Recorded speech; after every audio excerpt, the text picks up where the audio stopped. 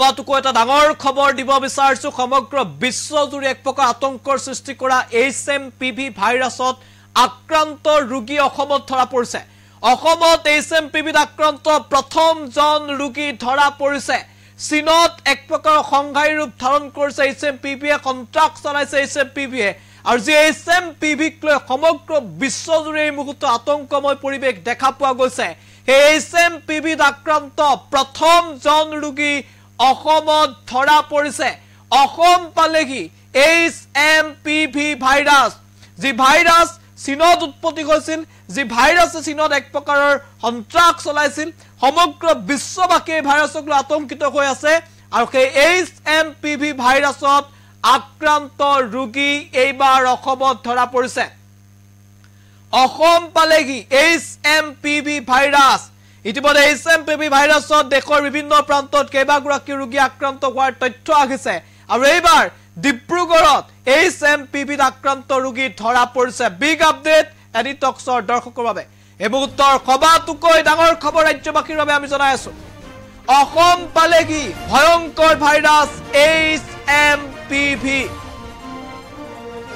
ডিব্ৰুগড়ত এইবাৰ ধৰা পৰিছে HMPV আক্ৰান্ত প্ৰথমজন ৰোগী ডাঙৰ খবৰ ভয়াবহ HMPV ভাইৰাছৰ বাবে শংকিত হৈ পৰিছে এতিয়া ৰাজ্যবাসী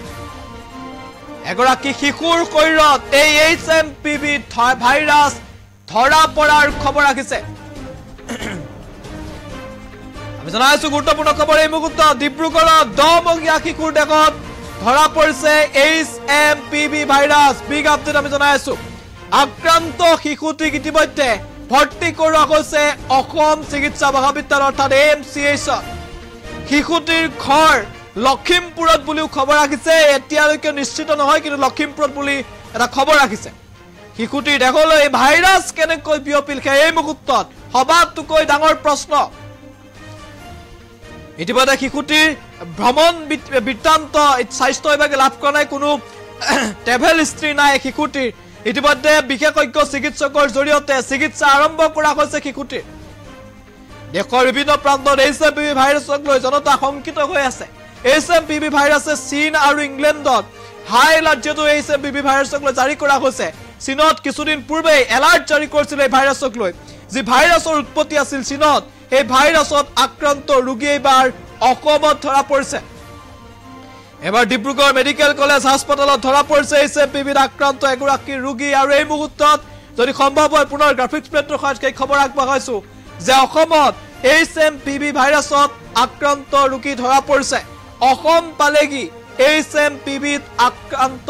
বা HMPV ভাইৰাছ এগৰাকী 10 বছৰীয়া শিশুৰ শৰীৰত HMPV ভাইৰাছ ধৰা পৰিছে শিশুটিক ভৰ্তি কৰা হৈছে AMCH অৰ্থাৎ অসম চিকিৎসা মহাবিদ্যালয় হাস্পতালত ভৰ্তি কৰা হৈছে শিশুটিক বিশেষজ্ঞ চিকিৎসকে চিকিৎসা আগবঢ়াইছে এই শিশুটিক